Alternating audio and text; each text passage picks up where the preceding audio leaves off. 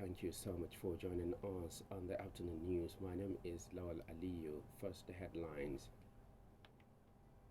Civil servants and political office holders in Sokoto State wishing to contest elective posts reminded to ensure the declaration of their asset before the Code of Conduct Bureau. Sokoto State Ramadan Feeding Committee flags up the second phase of the distribution of food items to 180 centers in the state.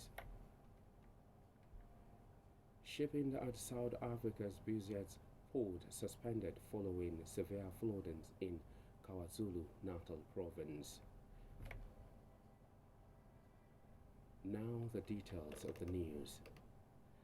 The State Environmental Sanitation and Law Enforcement Committee issued a strong warning to all those in the habit of erecting structures illegally within the state metropolis to stop or be dealt with according to law.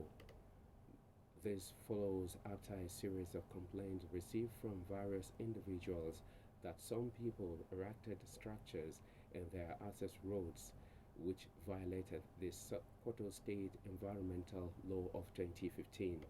Among the complaints received by the committee include that of Rinjizambo area where one Yakubu Abdullahi complained against his neighbor Mahmoud Hassan and Malam Aminu, who he said they erected house Sockaway in the area Asset Road.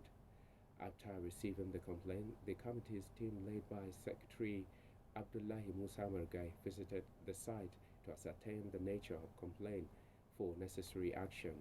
According to Abdullahi Musa, henceforth, any person or group of persons found wanting erecting structure in people's walkway, access road, and road reservation across the city will face the wrath of the law. Civil servants and political office holders in Sokoto State wishing to contest elective posts have been reminded of the need to ensure the declaration of their assets before the Code of Conduct Bureau in the state. Sokoto State Director of the Bureau, Nasiru Muhammad Andiko, made the reminder in an interview with newsmen. Alaji Nasiru Andiko said this was in line with the provision of the law establishing the Code of Conduct Bureau, which stipulated that all civil servants declare their asset on assumption of office and at interval of 4 years, as well as after leaving the service. According to him, the law also required elected and political office holders to declare their assets on assumption of office and after leaving the office. He explained that failure to do so could lead to the banning of one from contesting any office for maximum of 10 years. The director further said the Bureau has the right to take legal action against the faulters. Alaji Nasiru Andiko opined that so far no civil servant or political office holder in the state have declared their asset following their resignation to contest elective posts. He then reminded them of the need for them to do so in order to avoid having problems in their political ambitions. The Sokoto State Ramadan Feeding Committee has flagged off the second phase of the distribution of food items to 180 centers in the state. In an interview with newsmen, the chairman of the committee, who is also the secretary to the state government, Saidu Umar, said each center has 100 beneficiaries and each beneficiary will be given 5 measures of rice and millet. Saidu Umar, however, noted that they started with the center at Usman Danfodio Teaching Hospital and Specialist Hospital, while others will follow suit. The chairman also appealed to the beneficiaries to cooperate with the staff, security agencies, and committee leaders in order to ensure a smooth distribution exercise. Saidu Umar also opined that there was improvement in terms of quality and quantity of the food being served. In the meantime, coordinator of Ramadan Cooking Center at Sarkin Gobir Adia Farm, Bashir Isa Jabo, has said the center is providing food for about 3,000 needy persons daily. He said this when Vision FM News visited the center to see the quality and quantity of food being served there. Apart from 3,000 persons, the program also covers patients of Usman Danfodio University Teaching Hospital, Specialist Hospital, Normal Hospital, and local orthopedic center Tauma in Boinga local government area. Bashir Isa Jabo noted that state government has increased the feeding centers from 180 to 190 just to provide more breakfast to needy individuals in the state and throughout the Ramadan period. He also revealed that state government has provided similar gesture to 87 districts in the state, including food and clothing materials for distribution to orphans. You're listening to news on Vision FM 92.5, your community friendly radio. You can listen to Vision FM News live on the internet by logging on to visionfmradio.ng. We are on Facebook, Twitter, and Instagram, and you can follow us by using the handle at Vision FM Nigeria across all platforms. When the afternoon news returns in a moment, special advisor to Governor Tambol on female education, Aisha Musa Maina, has advised secondary school girls to engage in vocational skills in order to prepare their entrepreneurial future. We'll bring you the details and more stories after the break. Join us again.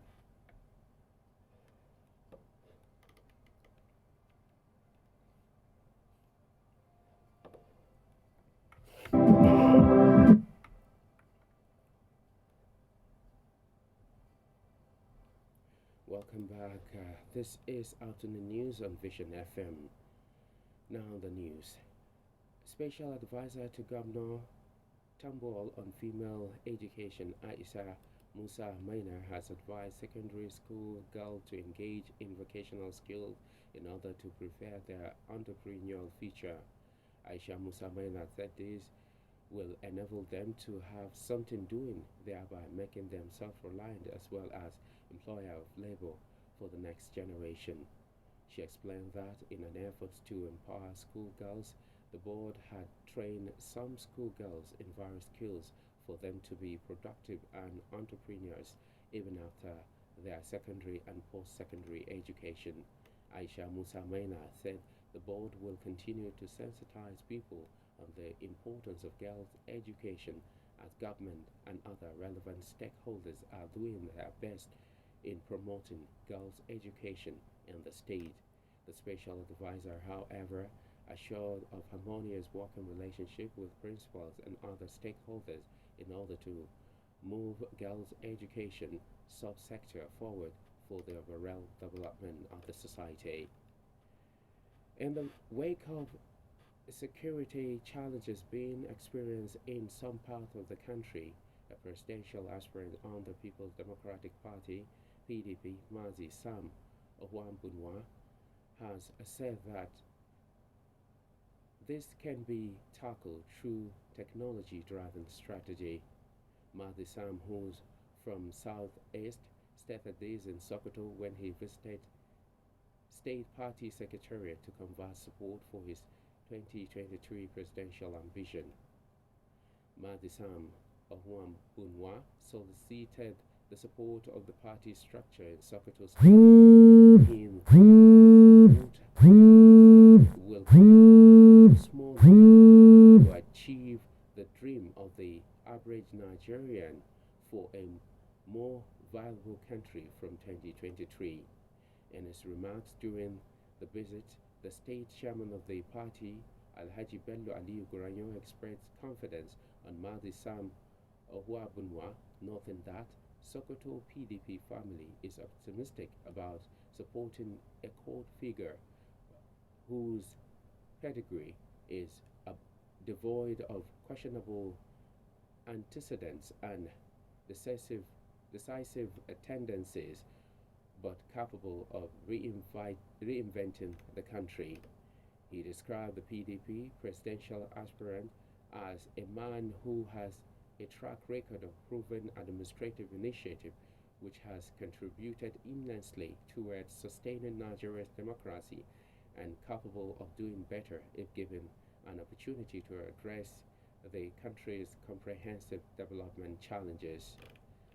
And now to foreign scene, shipping at South Africa's Rijas port has been suspended following severe flooding in KwaZulu-Natal province that has so far claimed 59 lives. The flooding has devastated the province's road, bridges, and houses after 5 months of rainfall in just 3 days. State-owned logistics company Transcend said the Durban port has been closed until further notice due to the environmental damage caused by the flooding. Roads leading to the terminals are badly damaged, cannot be accessed. A shipping container warehouse near a busy highway was severely flooded, and hundreds of containers were washed away by the raging waters. The city of Durban has become the epicenter of the whole natural disaster, which is fast escalating to a humanitarian crisis. To end the afternoon news, let's take a look at another stories that made the headlines.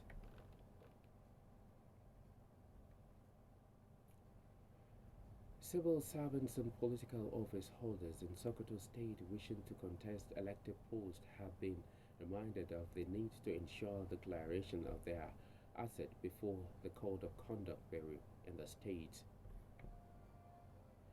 The Sokoto State Ramadan Feeding Committee has flagged off the second phase of the distribution of food items to 180 centers in the state. Shipping at South Africa's Business port has been suspended following severe flooding in KwaZulu-Natal province that has so far claimed 59 lives. And on behalf of the news editor, Ibrahim Salihu Isa, I am Lawal Aliyu saying good afternoon, and you can listen to Vision FM News on 92.5 frequency modulation band while we stream online at visionfm.ng. We are on Facebook, Twitter, and Instagram, and you can follow us by using the handle at Vision FM Nigeria across all platforms. Stay tuned for the House of Action coming up shortly. Good afternoon.